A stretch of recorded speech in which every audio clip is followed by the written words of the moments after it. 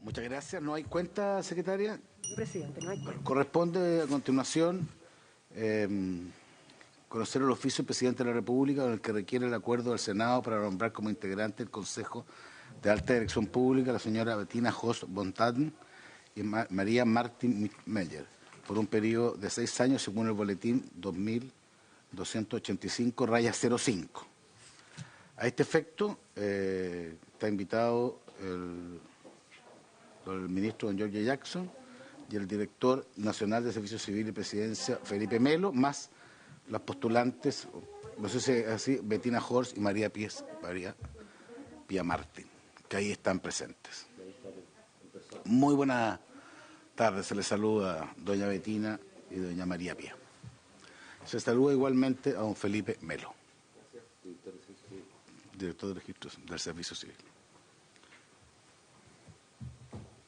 y presidente del Consejo de Alta Dirección Pública.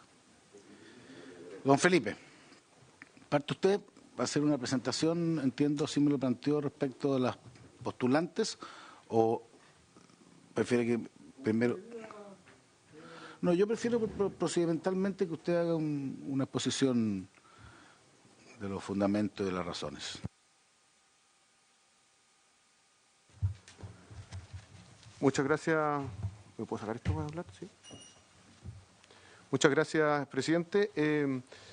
Sí, les agradecemos la invitación a presentar esta propuesta del presidente de la República para nombrar como consejeras del Consejo de Alta Dirección Pública a las señoras Bettina Horst von Taden y María Pía Martin Muchmayer. Lo que nosotros estamos intentando hacer como gobierno con esto es darle el realce que el Consejo se merece. Entendemos el Consejo de Alta Dirección Pública y el Servicio Civil como instituciones de la República que han sido construidos desde el 2003 por sendas leyes que han aportado sustantivamente, yo diría, la relación virtuosa entre la gobernanza política de los gobiernos y la gestión del mérito en el empleo público, ¿no? Es una condición bien particular, por supuesto, del sistema chileno que exista este mecanismo. Y en ese sentido, lo que nosotros también estamos tratando de hacer en esta propuesta de nombramiento para ser ratificados por el Senado de la República es tener dos de las mejores consejeras, pensamos, que también pueden dar en sus respectivas líneas, en sus respectivas formas de pensar, un sustento muy importante al Consejo, ¿no? Esperamos también que esto genere el mayor de los consensos posibles desde el punto de vista político, porque tenemos currículum muy buenos para este nombramiento. Si me permite, les puedo leer muy sucintamente la reseña de ambas candidatas que me acompañan aquí. La señora Bettina Horst es ingeniera comercial de la Universidad Gabriela Mistral y magíster en Economía con mención en Políticas Públicas de la Pontificia Universidad Católica de Chile, directora ejecutiva de Libertad y Desarrollo e integra el Consejo de Alta Dirección Pública ya desde el 2016. Previamente formó parte del Consejo del Sistema de Empresas Públicas y se desempeñó como directora de Políticas Públicas de Libertad y Desarrollo. Además, fue Senior Fellow de la Alta Economic Research de Foundation en Washington, D.C. y miembro del Consejo Regional de la Región Metropolitana y jefa del área monetaria también del Departamento de Estudios del Banco Central. Ha desarrollado también actividad académica en las Universidades del Desarrollo, Finisterre y Gabriela Mistral. Por su parte, la señora María Pía Martin Muchmeyer es socióloga de la Universidad de Chile, magíster en Ciencia Política y doctora en Políticas Públicas de la Universidad Autónoma de Barcelona. Actualmente es la directora del Magíster de Gestión y Políticas Públicas del Departamento de Ingeniería Industrial de la Universidad de Chile, subdirectora de la Escuela de Posgrado y Educación Continua de la misma facultad y editora de la Revista de Estudios de Políticas Públicas también de la misma universidad. Además es consultoria senior del Banco Mundial e integra los directorios de la Fundación para la Superación de la Pobreza, de la Fundación Crea Equidad y el Consejo Asesor del Centro de Sistemas Públicos de la Universidad de Chile. Previamente fue asesora en políticas públicas tanto de la presidenta Michelle Bachelet como del presidente Ricardo Lagos y se ha desempeñado como consultora en diversos organismos internacionales como el Banco Mundial, el BID, UNICEF y la OIT. Autora de diversas publicaciones y directora de más de 135 tesis relativas a gestión y políticas públicas, ¿no? Pensamos que son dos excelentes currículum y que para que ustedes tengan, por favor, la bondad de someterlos a consideración también de la sala del Senado, presidente. Muchas gracias, don Felipe. No sé si el ministro querrá decir algo o ¿No? Ya. Entonces quiero ofrecerle la palabra a doña Bettina Host y a María Pía Marte. Primero, Bettina, quiero sí hacer un pequeño comentario personal. Nosotros tenemos que ver básicamente el tema de si cumple con los requisitos para ser nombrado. Eso es lo que la ley nos establece. Yo quiero igual pedirle un poco más a las dos postulantes en siguiente sentido. Porque yo me siento medio vinculado, no sé si por buenas razones o no, al tema de alta dirección pública, que fue una modernización del Estado del 2003 que fue bien importante si uno lo mira en perspectiva. Y ahí uno de sus piedras angulares era este sistema de alta dirección pública que iba a tener distintas secuencias. Yo lo digo porque quiero ser consistente con otros presidentes y en otros momentos. Yo no tengo claro si el sistema globalmente ha sido exitoso o no. Yo soy muy cierto, porque la idea original era que hubiera un sistema cuyo el mérito de quien esté en la alta dirección pública sea suficiente para que vaya traspasando cualquiera sea el gobierno que lo involucre. Y yo tengo en lo personal la sensación de que eso no ha sido tan así, ni ahora ni antes, y probablemente vamos a ver los datos prontamente para ver una cierta comparación, que no sé bien cómo es, pero tengo la sensación de que aquí lo que ocurre más allá de las 12 balas de plata que se llama respecto de los de primer nivel, lo cierto es que y a mí me ha tocado estos últimos días ver mucha gente que también ocurrió antes, por eso quiero ser bien transversal, si esto es una crítica más que yo tengo más larga, no tan corta, digamos, respecto de los sistemas, porque al final o se paga la indemnización o se empieza todo un proceso que es engorroso acá, porque lo que hay que entender, y ustedes, y así lo han transmitido siempre, que todos estos procesos son complejos, son caros, son difíciles, y la idea es que haya un conjunto de personas que insisto, más allá de los gobiernos, tengan una continuidad de Estado. Incluso el modelo, y eso no tiene por qué saberlo usted, que se inspiró parte de este modelo inglés, que cuando cambia un gobierno de signo político, creo el dato que de esa época cambiaban 120 personas, y hoy día cambia un gobierno, sistema político, y no sé, pues en total son miles de personas, digamos, muchas en la alta dirección pública, el segundo nivel, el tercer nivel y otros en otros roles. Entonces, la discusión en una de esas puede que la ley misma asuma un rol que sea inevitable que pase eso, pero si el diseño fue pensado para establecer una administración pública profesional que tuviera continuidad en el tiempo. Yo me acuerdo que se discutió mucho, por ejemplo, el tema de los hospitales, de los servicios de salud, los directores de hospitales, más allá de la idea que se gobierne quien gobierne, tenía que haber una lógica de continuidad respecto a políticas públicas. Y para ser franco, por lo menos en la región del Maule han cambiado virtualmente todos los directores de hospitales y los directores de servicios médicos de salud, cosa que a mí me da cierta frustración porque quiere decir, digamos, que no sirve mucho los procesos si llegado un gobierno los va a cambiar. No digo que no haya pasado también en otras ocasiones, quiero ser súper estricto en esto, digamos, ¿se fija? Sí, la mitad, más de la mitad, y tengo los datos y... Es que está en la otra mitad. Que tengo que cambiarlo. Ya. Bueno, pero es que quiero decirle por eso, porque también me importa, porque aquí no solo me importa quienes van a estar a cargo eventualmente de la institución, ver también la opinión que tienen respecto al funcionamiento. También es bueno tener capacidad de recibir información. Una vez tenemos que hacer modificaciones, una vez tenemos que generar otras reglas para que el sistema funcione bien, si es que creemos que el sistema es viable. Una de esas nos damos cuenta que estamos con un problema más grave y que hay que cambiar completamente el modelo. Es otra alternativa, pero ustedes tienen un rol, ya que están, además, doña Bettina tiene experiencia, María Pía viene llegando, don Felipe también viene llegando, pero conoce harto, no sé, el ministro también se quiere plantear algo. Pero quería agregarle un poquito ese escenario, no solamente un tema curricular, sino que también una cierta visión respecto a lo que hay que hacer en alta dirección pública. Bettina. Gracias, senador senadores presentes, ministro. Sí, la verdad que eran varias preguntas en una, por decirlo menos.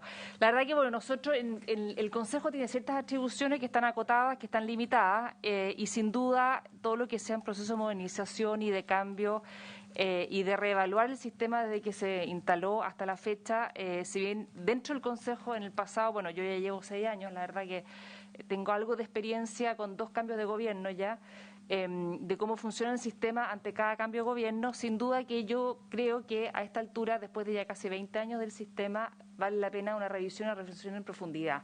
Se hizo una reforma el año 2016 que apuntaba en cierta dirección, que fue cuando se crearon las 12 balas, etcétera, pero la verdad que entonces a la fecha el sistema ha crecido mucho. Cada vez, ustedes lo ven acá, cada vez que se crea una ley nueva, una organización nueva, un consejo nuevo, una dirección nueva, siempre finalmente termina siendo la ADP la que selecciona, por lo cual hay una valoración desde el mundo político y también desde la ciudadanía en cuanto al proceso vía mérito que hay para la selección, pero no así para la desvinculación, ¿no es cierto? Hoy día la desvinculación es básicamente unilateralmente por parte del gobierno de turno, y ahí, como usted bien decía, senador, lo hemos visto en los distintos gobiernos, que hay un ciclo bastante importante de salida desde los cargos de primer nivel, pero también los cargos de segundo nivel.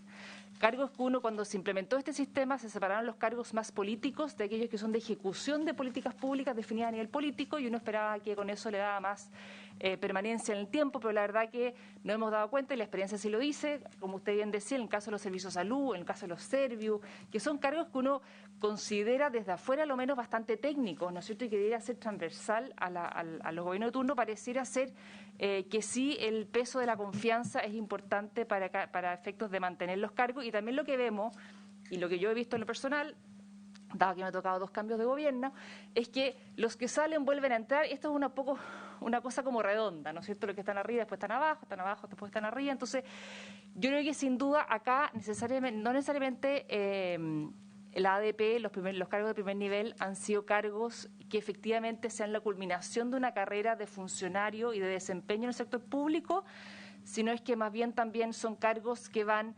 alterándose en el tiempo de acuerdo a las condiciones políticas que están gobernando. Entonces, yo espero que su pregunta también haya incorporado una invitación para que podamos, junto con el Congreso, junto con el Consejo que le toque, seamos nosotros, seamos quien sea, poder revisar en profundidad esto. Ese es exactamente el sentido de lo que yo trataba de plantear. Entonces lo interpreto bien, senador. Yo creo que es importante, 20 años, el sistema ha crecido mucho, si partió con 90 cargos, hoy día vamos ya 150, ya casi 200 cargos de primer nivel. Segundo nivel también ha crecido muchísimo. Muchos organismos autónomos están pasando también por la ADP. Entonces, la verdad que yo creo que bien vale la pena hacer un esfuerzo y tratar de mejorarlo, pero que no quede en la retórica, porque hay muchas cosas pequeñas que hay que mejorar. Quizás no vamos a estar de acuerdo en las grandes cosas que quisiéramos mejorar, quizás entonces por ahí no se puede avanzar nomás, pero sí hay muchas cosas pequeñas de operación que sí sería un apoyo, una ayuda, un fortalecimiento del sistema si logramos en un año quizás avanzar en una agenda legislativa que nos permita precisamente aquellas pequeñas cosas que hoy día están siendo quizás que no permiten que el sistema sea todo lo que uno quisiera, pues ir despejándolo y bueno, y ojalá se haya acuerdo en cosas más sustanciales, mejor aún, pero sin duda que hay que repensarlo a la luz de los nuevos cargos y la nueva realidad. Gracias. Doña María, bueno, el resto, usted, una breve explicación para efecto de su... Lo dijo don Felipe en realidad, pues se queda ¿Por qué debiera seguir yo? No, el currículum. Pero ya lo planteó don Felipe, así que se entiende incorporado para este efecto. La idea que era preguntarle un poco más respecto a lo otro. La conocemos, doña Betty nos tiene la importante trayectoria de las políticas públicas. María Pía. Bueno, muchas gracias por esta instancia. Quiero partir, como soy nueva en esta instancia, agradeciendo la nominación que hace al Senado el presidente de la República para proponerme como candidata a consejera del Consejo de la Alta Dirección Pública. En mi trayectoria, como se expresó hace unos momentos, he tenido la oportunidad de participar en formulación y gestión de políticas públicas en cargos de alto nivel decisional, y así como he estado dedicada a la formación de los futuros servidores públicos, tanto en el país como en América Latina, donde enfrentamos desafíos que son muy relevantes, algunos comunes y otros no tanto. Y me voy a referir expresamente a lo que usted señalaba, senador, en términos de que aquí hay desafíos de modernización del Estado que tienen que ver con que el Estado pueda acompañar los cambios epocales que nos desafían, por ejemplo, cambios que tienen que ver con la digitalización, con la transparencia, con la participación, con los desafíos de accountability, que son muy importantes y que algunos de ellos están ya avanzados en el sistema chileno y algunos de ellos están incorporados en algunos convenios de desempeño de altos directivos públicos. También creo que en estos desafíos de modernización del Estado se han recogido distintas instancias de organismos académicos, fundaciones, corporaciones, que han hecho planteamientos sobre hacia dónde debiera avanzar, ¿no es cierto?, una reforma del sistema de alta dirección pública, reconociendo esta dualidad, este conflicto, ¿no es cierto?, entre mérito, confianza, y algunas propuestas, ¿no es cierto?, hablan de definir o de determinar de mejor manera lo que es gobierno, de lo que es administración pública. Son temas que hay que debatir. Creo que la invitación que usted hace, efectivamente, es a debatir respecto de eso. Me parece que es una invitación muy relevante. Efectivamente, esta instancia, este consejo surge el 2003 en una propuesta de modernización del Estado. El 2016 se hacen ajustes, pero quizás es el momento de repensar el sistema en su conjunto de cara a estos cambios, y yo no quiero dejar de observar dos cambios que me parece que son muy relevantes, aparte de los temas, ¿no es cierto?, de digitalización, teletrabajo, que mencioné, que tienen que ver con la mayor incorporación de género, ¿no?, en los cargos de alta dirección pública. Hemos visto un estudio reciente del Centro de Sistemas Públicos, del cual participo en la universidad, que muestra, ¿no es cierto?, que un 70% de los cargos son ocupados por varones. Ahí se pueden hacer algunos ajustes iniciales, ¿no es cierto?, en términos de no afectar aquellos compromisos respecto del factor de no discriminación al que estamos sometidos los consejeros. Pero también creo que tenemos un desafío muy importante, lo dijo la actual consejera Betina, respecto de la ampliación del servicio. El campo de ampliación ha sido gigantesco y ahora vienen, ¿no es cierto?, todos los temas de descentralización que están, ¿no es cierto?, con el traspaso de competencias y en los cuales hace falta, ¿no es cierto?, incorporar alta dirección pública y procesos de mayor tecnificación de la administración pública. Creo que esos son elementos fundamentales. Eso es lo que diría respecto a lo que usted señalaba, senador. Muchas gracias. Queda antes que fue con la palabra, hemos planteado el desafío, lo personal, porque yo de verdad siento que esta es una institución que potencialmente tiene mucho que decir, que en la práctica ha tenido, o sea, es complejo cuando hay un esfuerzo de Estado grande y al final, o quizás uno erra cuando entiende dónde empieza, dónde limita la confianza política, donde empieza o limita el grado profesional. Y ahí yo creo que tenemos que pensarlo bien, porque una vez tenemos que hacer cambio más estructural, intentar algo más grande. Yo tengo, o por último resolver temas chicos. Algunas de cosas del 2016 fueron útiles, digamos, en el sentido de no tener que repetir todos los procesos de conocimiento de los postulantes, particular, que era una cosa muy importante para la gente de regiones, que cada vez que había que postular un cargo había que hacer una especie de viaje y después quedaba fuera el cargo, tenía que volver otra vez. Eso hay un banco de datos que entiendo que está funcionando, pero también hay problemas al final de las confianzas políticas y una vez tenemos que ampliar ese criterio o modificarlo. Eso es lo único que yo quería decirle, quería plantearle, y me parece que las dos líneas de respuesta van en lo correcto. Me pido la palabra al ministro Jackson y después el diputado Núñez, senador Núñez. Muchas gracias, presidente. Saludar a los honorables senadores, también, por supuesto, a las candidatas a consejeras y al director nacional. Quería también hacerme presente para contar, además de los extensos y nutridos currículum vitae de las dos candidatas, algunas consideraciones adicionales respecto al sistema de alta dirección pública y el momento en el que el presidente hace esta nominación. En primer lugar, como ya se han dado cuenta y como lo mencionó también el director, en esta que es una facultad derivada del artículo 43 de la ley 19.882, el presidente envía una nómina en la cual está una consejera en ejercicio, que en este caso es Bettina Horst, a quien aprovecho también de reconocer también en el trabajo que hemos podido tener este año, que el Consejo de Alta Dirección Pública, en un año en particular cuando hay cambios de gobierno, tienen que sesionar muchísimo más de lo que la ley los mandata.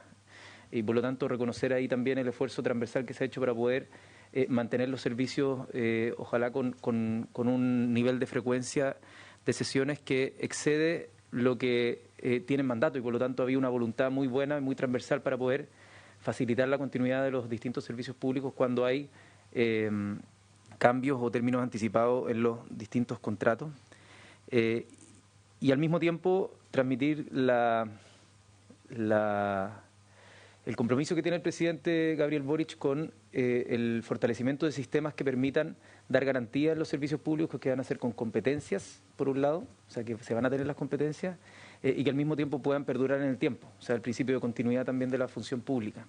Estas dos cuestiones son súper importantes y existen distintas formas en las que los estados han generado soluciones para esto.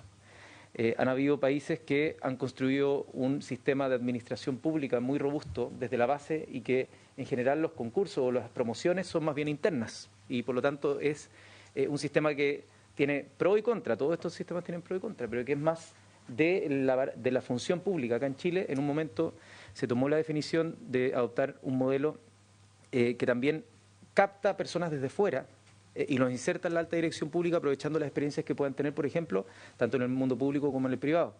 De allí, obviamente, nacen distintas inquietudes, problemas prácticos de cuánto es la curva de aprendizaje para la inserción, ¿no? y el aprendizaje de los distintos procesos públicos y de administración pública, y un montón de cosas derivadas que se han ido ajustando en el tiempo. Las distintas leyes modificatorias que se han discutido acá en el Congreso dan cuenta de los desafíos de un sistema innovador como el que se hizo acá, tomando experiencias distintas, y es cierto que a 2 décadas de este funcionamiento es pertinente la pregunta que hace usted, presidente, de conversar y discutir en qué fase de desarrollo estamos. En su momento también se pensó cómo esto podía ayudar a que personas del mundo privado también pudieran venir a aportar desde su experiencia a lo público, y hoy día creo que vale la pena preguntarse, sobre todo cuando hay alternancia en los gobiernos, bueno, ¿cómo aseguramos que las confianzas políticas o las desconfianzas políticas no sean un obstáculo para que el funcionamiento de las y los mejores que puedan hacer en la ejecución de políticas públicas, no en la decisión de política pública, porque la decisión de política pública es política, sino más bien de la implementación y la ejecución, puedan darse independiente de las afinidades políticas que tengan quienes están ejerciendo los cargos? Y eso hoy día sabemos, quienes están en distintas experiencias, que puede muchas veces generar problemas, roces y finalmente desencuentros. Y yo creo que si pudiéramos trabajar para tratar de minimizar o evitar esos problemas que se dan en la administración pública, yo creo que podríamos dejar un buen legado, quizás medio invisible, que la gente no lo nota tanto, pero que podría ser valioso. Una consideración final respecto a la definición del presidente de enviar a estas destacadísimas profesionales, es un compromiso que tiene también el gobierno en materia de género. O sea, para nosotros era importante también nombrar a 2 candidatas. No es algo menor, es algo que también hemos hecho en otras instancias, también lo hicimos con el Tribunal Constitucional. Entendemos que es un desafío de largo aliento el tema de cómo el país, las estructuras del mundo del trabajo, del mundo productivo, del mundo de la corresponsabilidad familiar, de los cuidados, vamos tomando conciencia respecto a ciertas discriminaciones que particularmente los hombres no vemos y que nos han ido abriendo los ojos para poder observar. Y creemos que la mirada de 2 destacadas profesionales en el ámbito de lo público, en el ámbito de las políticas públicas, una con continuidad, una que viene desde el mundo de la academia también, pueden complementar esa visión para que al momento de tomar definiciones sobre quiénes dirigen o quiénes pueden estar habilitados o las definiciones de los concursos, siempre esté en consideración una mirada una mirada de género también, una mirada donde las mujeres, independiente de las posturas políticas, independiente de todo, pueden ver ciertas cosas distintas que muchas veces para nosotros que obviamente en virtud de privilegios que se han arrastrado durante mucho tiempo, no somos capaces de ver como obstáculos que se ponen en muchas mujeres profesionales que no alcanzan a llegar a los puestos directivos en esta idea que se llama del techo de cristal, ¿no? Así que esa es una consideración adicional que sometemos a vuestra consideración en estas dos destacadísimas profesionales que presentamos, independiente de las posturas políticas o todo. Para nosotros era muy importante poder venir a respaldar estas nominaciones. Muchas gracias, ministro. Senador Núñez. Sí, gracias, presidente. Saludar a las dos postulantes, a Felipe Melo, el director, ministro. Sí, me van a perdonar que yo haga un enfoque un poco más pedestre e inductivo, ¿ya? Y les parta contando el problema que tengo en la región de Coquimbo en relación a este debate. Porque a veces ese aterrizaje, y yo sé que se va a reír el presidente de la comisión, pero no tiene que ver solamente con la orientación política de quien esté en los cargos, que en mi opinión es relevante. Yo no creo que eso sea un tema secundario, yo quiero ser franco en eso. Yo no creo en la tecnocracia ajena a las ideas y a las visiones de sociedad. Porque alguien puede ser muy bueno para un cargo, pero si no comparte una visión de sociedad y ese cargo está asociado a una visión de sociedad, no lo va a hacer bien.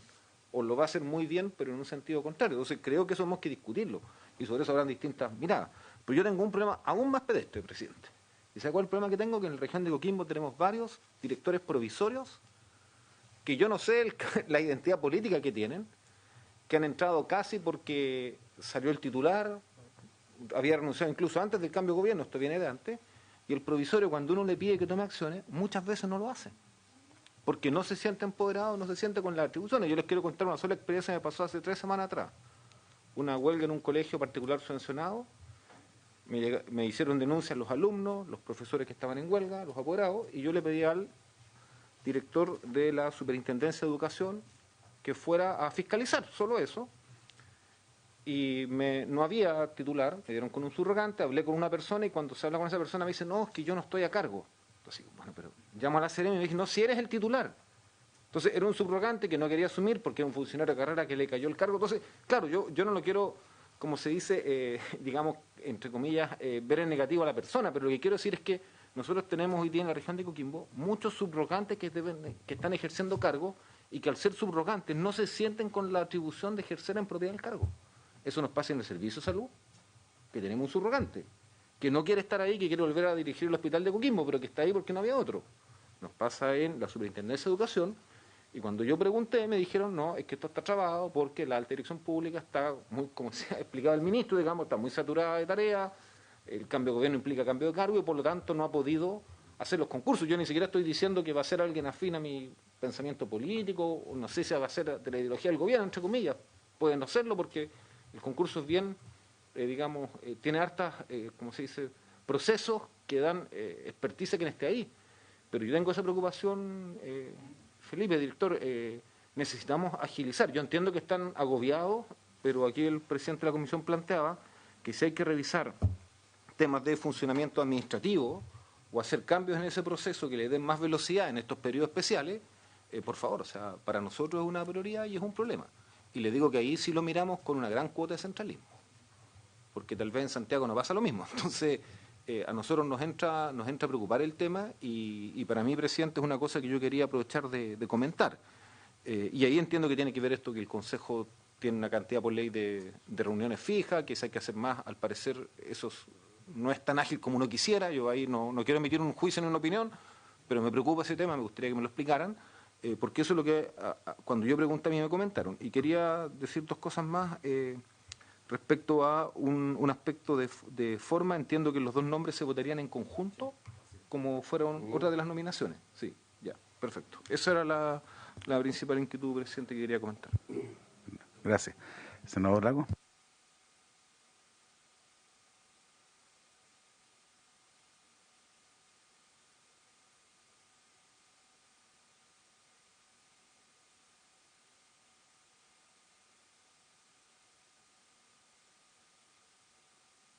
Sí, no, quería saludarla formalmente ahora sí con el micrófono y desearle mucho éxito. Yo creo que va a tener el apoyo de todos nosotros. Saludar también a don Felipe Melo, flamante director, bala de plata, como dicen. No, muy bien. No, una broma. Pero de confianza, a eso me refiero. ¿Ya? Al ministro Jackson. En los temas de fondo, presidente, sí, siempre yo creo que es bueno, después de, ¿cuántos años ya? ¿2003? Estamos ya 2 décadas, 20 años. Ahora, yo tengo una mirada más optimista de lo que se ha hecho, porque hay que siempre tratar de acordarse de lo que era antes. Y yo creo que eso era... se prestaba para muchos temas, mucha ineficiencia, no quiero entrar a ahondar en esos temas. Pero sí me preocupa algo que se mencionó acá, que creo que lo dijo Betina también, que es el tema de las salidas. ¿Cómo se regula las solicitudes de vacancia, los cargos, de las renuncias? A partir de los nombramientos de la intervención pública, yo creo que eso requiere una mirada un poquito más, no sé si la palabra es más estricta, más ajustada, más fundamentada, porque lo contrario lo que hacemos es que sigue prevaleciendo entonces una mirada a veces, pero sobre todo estoy pensando en aquellos cargos de ejecución de políticas públicas, ¿ya? En donde al final del día lo que hacemos es elevar el costo de las indemnizaciones, si usted quiere, o el costo al erario nacional, ya al fisco, pero sigue siendo primando otros criterios que creo que no son los adecuados. Yo puedo entender, y lo voy a defender siempre con mucha fuerza, que en el tema de definición o diseño de políticas públicas, que tiene una definición claramente política muchas veces, podemos buscar esos cargos de confianza, etcétera, para llevar a cabo. Pero una vez que está eso establecido, la ejecución creo que debería escapar. El senador Núñez tiene un cuarto punto, que a veces cuando las políticas que tienen que ejecutar a alguien no están cercanas al corazón, tal vez no le pone todo el Wendy que quisiera. Lo puedo entender. Pero eso tiene que ver también con un tema pendiente que tenemos nosotros, que es la modernización del Estado y darle garantía a los funcionarios de cierto nivel hacia abajo que no se van a mover. Yo te digo, hay muchas democracias o sociedades más civilizadas o más decentes que las nuestras, o más modernas, como quieran llamarlo, en donde cambian los gobiernos, cambian los ministros, cambian facciones enteras, y créame que del tercer nivel para abajo nadie pestañea, porque no hay un tema. No hay un tema tampoco para, si quiere, tratar de ocupar o tener presencia, para ponerlo en términos más neutros, en ciertas áreas de la esfera pública en materia de empleo, ¿ya? Que es algo que está vigente, uno lo ve a diario. Entonces, creo que pasa por ese lado. Si se puede hacer algo, entendiendo que este es un gobierno que, como yo soy, no quiero hablar de política, pero bueno, esto es política, yo creo que vamos a ver cambios muy fuertes a partir del 4 de septiembre. ¿Ya? Yo soy partidario, lo digo al tiro, no quiero hacer propaganda, soy partidario de la prueba, creo que va a haber un cambio en esa materia, creo que hay que hacer mucho más mejora, en todo caso, a eso que se va a aprobar eventualmente, pero creo que entonces la alta dirección pública, ante ese desafío, yo no sé si se ha evaluado, o no sería malo, una vez que tengamos resultados, ver cuál es el desafío para la alta dirección pública con el nuevo sistema que se propone, desde la llamada autonomías territoriales locales. No sé si hay una injerencia en eso o no. Una administración pública. Bueno, yo no quiero minimizar, pero estoy pensando todo lo que va a ocurrir. ¿Cuál es el impacto que tiene esto? ¿O vamos a tener las altas direcciones públicas regionales, distintas? Yo no sé, pero esto tiene un impacto. Entonces, todo tiene un impacto con lo que estamos haciendo. Ese es un tema. Y después, por último, presidente, y yo quiero aprovechar acá porque está el ministro Jackson, lo quiero decir formalmente, al hacer estas propuestas que hace el Ejecutivo, como es un procedimiento en el cual intervienen 2 poderes del Estado, que hay una decisión que tiene el presidente de la República de proponer un nombre, pero tiene que contar con el apoyo, y con un apoyo no menor, desde el punto de vista de los quórum acá en el Senado. Creo que eso es muy importante socializarlo de antemano, ¿ya? En este caso en particular, al menos, sabiendo además que estos nombres pasan para conocerla por la Comisión de Hacienda, en el caso de doña Betina ya la conocíamos, pero María Pía la conozco yo, pero el tema es que hay un tema de formalidad, y eso, ministro, yo creo que, lo digo así, no fue llevado de la mejor manera.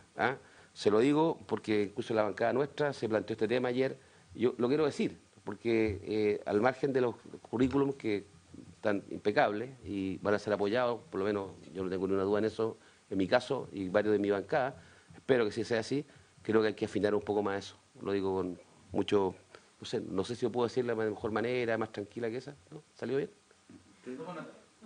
Ya. Y junto con tomar la nota es tratar de internalizarlo, porque la nota que aquí, muy bien, ¿no? Está bien.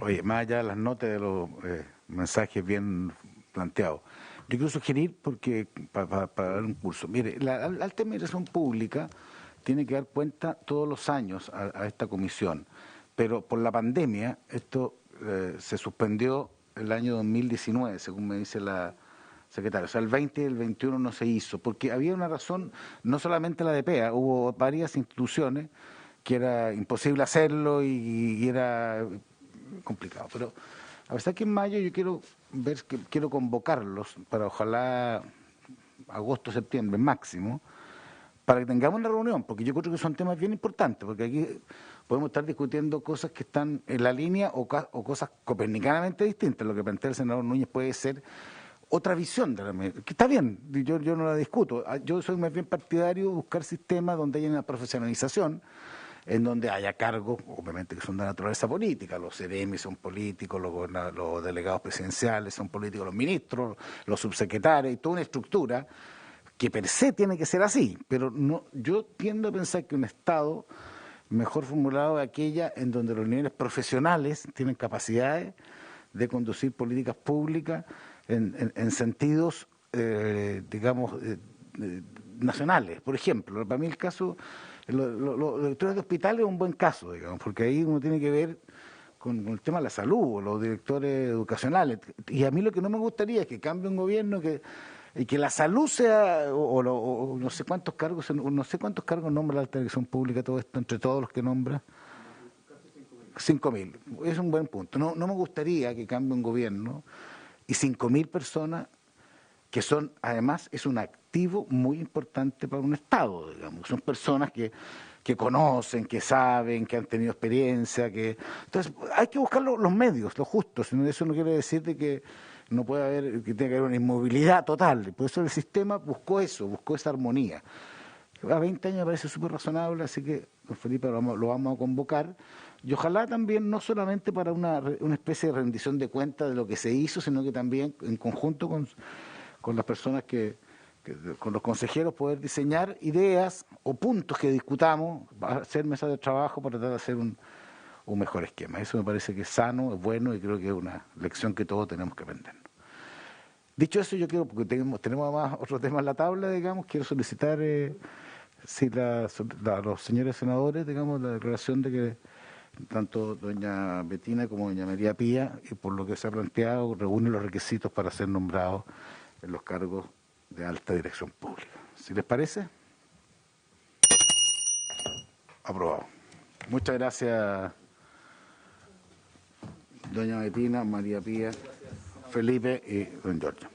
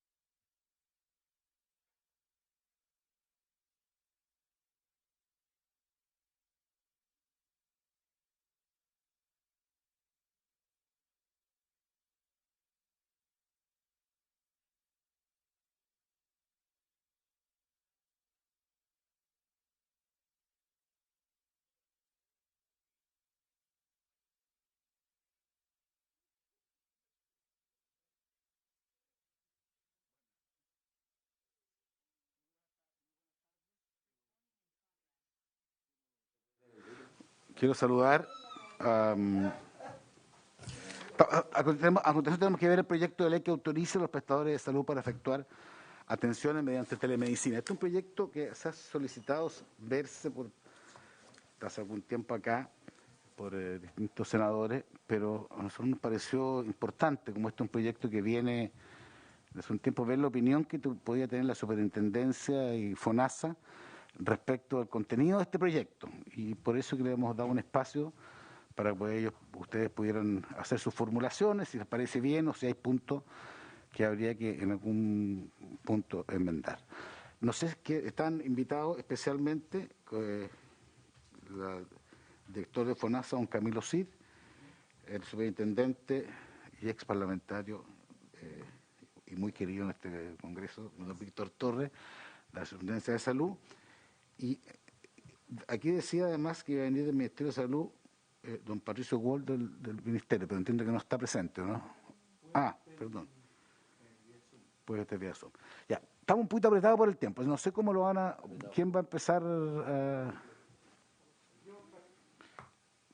Don Víctor. Muchas gracias, presidente. Por su intermedio, saludar a los miembros de la comisión. Me acompañan también desde la Superintendencia de Salud, la intendenta de prestadores, la señora Carmen Monsalvi, también nuestra asesora legislativa Natalia Castillo. Entiendo que también hay personas del Ministerio de Salud y, bueno, obviamente también el director de FONASA. En términos generales, lo que se nos ha solicitado a nosotros, presidente, es poder plantear un poco cuál ha sido la relación de tendencia en número de consultas, cuál es la variación, digamos, año a año respecto a esto en el mundo privado y también, de alguna forma, hacer la comparación de los valores que significan las consultas médicas, tanto presencial como por telemedicina y también las coberturas. Tenemos efectivamente ese ejercicio realizado, pero antes de eso también algunas acotaciones que quisiéramos hacer respecto del proyecto en general, desde la perspectiva de la superintendencia. Por una parte, hemos revisado, digamos, el proyecto de ley tal como ha llegado desde la Cámara y la Comisión de Salud del Senado, y hay algunos puntos que nos gustaría mencionar. Primero, respecto a la existencia de un reglamento. Nosotros consideramos que para que este proyecto de ley pueda ser viable, obviamente requiere poder tener un reglamento que agilice aquellas modificaciones que la telemedicina vaya necesitando con la rapidez pertinente y no necesariamente con lo que implica muchas veces el cambio legislativo, que puede ser mucho más lento, pero también que pueda cautelar, digamos, la seguridad de los pacientes, la vigencia de los derechos de las personas, como también, obviamente, respecto de su información. Recordemos que todo lo que se realice por telemedicina tiene que estar resguardado para dar cumplimiento con la Ley de Derechos y Deberes de la confidencialidad de los datos. Eso es algo muy, muy relevante. Lo otro que nosotros planteamos es que se pueda reponer parte del texto que se había retirado, que dice: las prestaciones de telemedicina deberán realizarse de acuerdo a las disposiciones reglamentarias vigentes, por lo mismo que decía recién, y las que el efecto dicte el Ministerio de Salud, las que tendrán objeto regular la implementación y desarrollo de acciones vinculadas a la atención de salud realizada a distancia por medio o con apoyo de tecnologías de la información y comunicaciones. También nosotros planteamos que es importante reponer el literal E, que dice las características y condiciones de uso de la tecnología que empleará para las prestaciones de salud digital, como asimismo las acciones que deba realizar el paciente para comunicarse de manera correcta con el prestador respectivo a través de un lenguaje o medios que faciliten su comprensión. Esto está fundamentalmente colocado aquí porque nos parece relevante, considerando que esa información configura principales contenidos del consentimiento informado del paciente, según dispone el artículo 14 de la Ley de Derechos y Deberes. Entonces, decimos que se agrega un artículo que pueda explicitar que los prestadores institucionales y o personas jurídicas cuyo objetivo asistencial principal sea el otorgamiento de prestaciones de telemedicina, las que deberán contar con autorización sanitaria vigente de acuerdo al reglamento que para tal efecto deberá establecer el Ministerio de Salud. Respecto al texto aprobado en la Cámara, También estamos planteando que se pueda explicitar y relevar de la plena responsabilidad del prestador institucional en el otorgamiento de las prestaciones de telemedicina por parte de los prestadores individuales de su dependencia, lo que facilitaría también la fiscalización de las normas sobre telemedicina, así como también va a ser más eficaz su sanción y consiguiente modificación de conductas que puedan ser irregulares. Para nosotros también es importante decir que una norma específica y explícita respecto de la forma de otorgamiento del consentimiento por el paciente para su atención de salud a distancia debe ser una norma complementaria a la que se solicita reponer entonces el artículo 8 como se ha señalado anteriormente. Hay varios elementos entonces, presidente, que yo sé que por tiempo no los voy a poder explicar en detalle y se los voy a hacer llegar, pero que tienen que ver con poder resguardar sobre todo la ley de derechos y deberes de las personas. Recordemos que el comportamiento que podemos ver del número de consultas que han habido durante los últimos años está haciendo de la telemedicina, digamos, un instrumento relevante en la atención de las personas y por lo tanto debemos hacernos cargo de ello, pero sin que esto vaya en desmedro, obviamente, de lo que establece la ley de derechos y deberes. Si nosotros revisamos cuál ha sido el comportamiento en el mundo privado, al menos la tendencia en número de consultas, en marzo del 2020 teníamos un universo de 1.883 consultas. Llegó a un pic el mismo año, en julio, a 40.050. ¿Ya? Luego tiene una curva sinuosa, pero si revisamos junio de este año, volvemos a tener 44.180. No estando, digamos, con la presión del sistema, ¿ya?, que tuvimos durante la pandemia, estamos teniendo incluso más prestaciones hoy día que las que llegamos a tener en julio del año 2020. Eso quiere decir que lo más probable es que este tipo, digamos, de prestaciones han llegado para quedarse. Por lo tanto, es muy relevante lo que salga de este proyecto de ley. Aquí tenemos un desglose por cada una de las ISAPRES que se los puedo hacer llegar. También alguna información relevante sobre la tendencia del número de consultas. Las mujeres consultan más por telemedicina que los hombres, por lo menos en el mundo privado. También tenemos un dato respecto del tipo de consultas. Básicamente, la mayoría de las consultas han ido incrementándose en el ámbito de la medicina general. Partió el año 2020 con un 38,65% de consultas de medicina general y después varias especialidades hacia abajo, pero ya el año 2022 tenemos hasta la fecha 113.384 consultas de medicina general que corresponden al 52,08% de las consultas. Por lo tanto, también ahí tenemos un cambio que es interesante poder observar porque la gente, al menos al médico general, está accediendo en relación al universo de atenciones de telemedicina con mayor frecuencia en ese ámbito.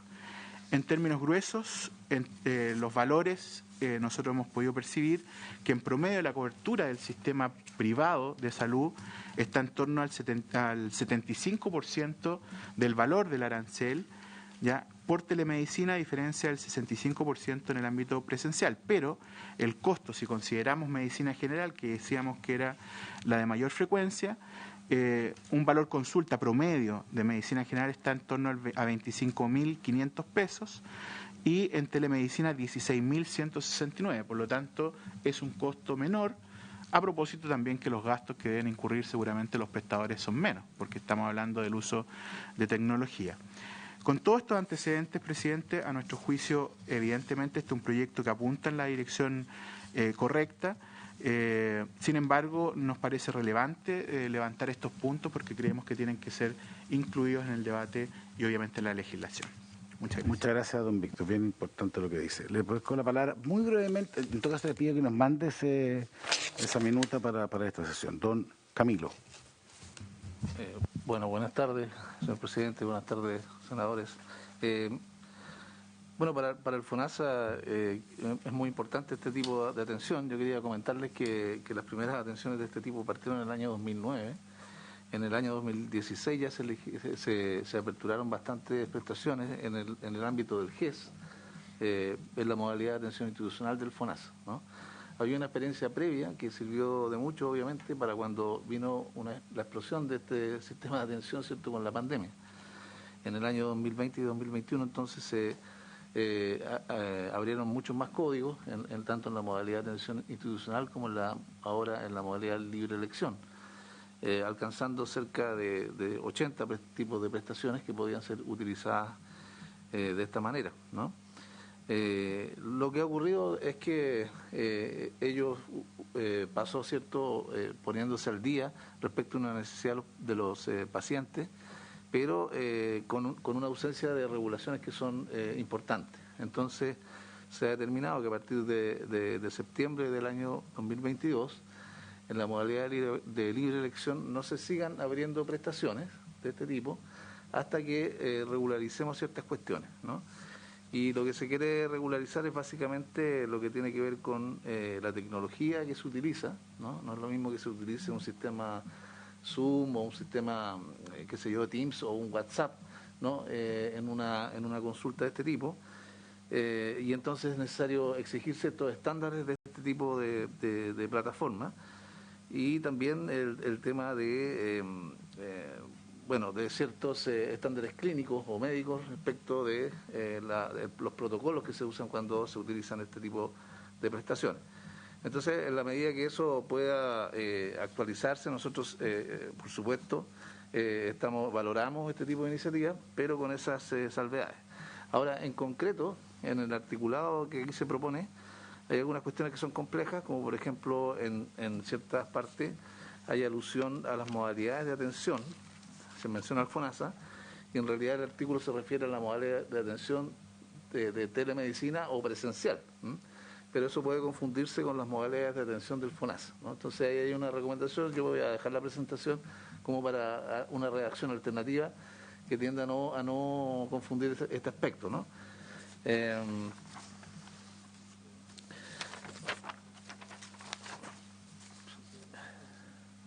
Entonces, bueno, hay otros aspectos más de detalle que no quisiera distraerlos ya que me han pedido que sea breve, pero básicamente lo que decimos es que valoramos el impulso que se realiza a la telemedicina, consideramos que puede ser una herramienta que puede colaborar en avanzar en las listas de espera de especialidades en este minuto, ¿cierto?, cuando nos enfrentamos a un gran problema de stock acumulado de enfermedades de consulta. La telemedicina debe realizarse bajo un marco regulado en relación a la tecnología que se utilice, de forma que permita resguardar la seguridad y privacidad de los pacientes. FONASA puede exigir estos estándares a los prestadores con convenio, pero este proyecto, ahí hay una cuestión compleja que va más allá de esta situación, de los prestadores con convenio. Entonces ahí nosotros, ¿cómo podríamos asegurar, por ejemplo, esos estándares a los prestadores que no tienen convenio? Es una pregunta, ¿no? Y en tanto la regulación sobre el uso de los TICs, de las tecnologías, ¿cierto?, requiere un mayor dinamismo para adaptarse a los cambios tecnológicos. Se sugiere facultar, en este caso, al Ministerio para que pueda desarrollar estándares de las plataformas mediante reglamento, ¿no? Básicamente eso, señor presidente. Ya, yo le agradezco mucho porque estamos justo en la hora. Por eso les pido que dejen los dos antecedentes. Nosotros hay un tema técnico que aquí, como viene aprobado por la Cámara, nosotros tenemos que tomar una decisión de si eventualmente, porque son temas que tienen que ver la Comisión de Hacienda, eventualmente sugerir su aprobación o rechazo, porque la fórmula, y ahí se generaría una mixta. Queremos verlo en detalle, si los temas que ustedes levantan, que me parece son importantes, si ameritan esa mixta que a veces puede complejizar un tema que sabemos tiene que legislarse, porque en eso ha habido coincidencia de ambos en cuanto a que este es un paso importante. Lo que pasa es que la forma a veces es tan importante como el fondo, según hemos podido comprobar en varios aspectos. Así que lo vamos a tener presente, secretaria, y el presidente Figueroa. Y vamos a verlo en una próxima sesión con estos datos, secretaria, que usted nos pueda tener. Y ojalá con un eventual, aunque sea mixto, un eventual, ¿qué significaría un eventual artículo, un proyecto de cambio de artículo? Porque eso también nos podría ayudar en avanzar desde ya en una eventual solución. Muchas gracias por haberse cumplido con la sesión. Se levanta.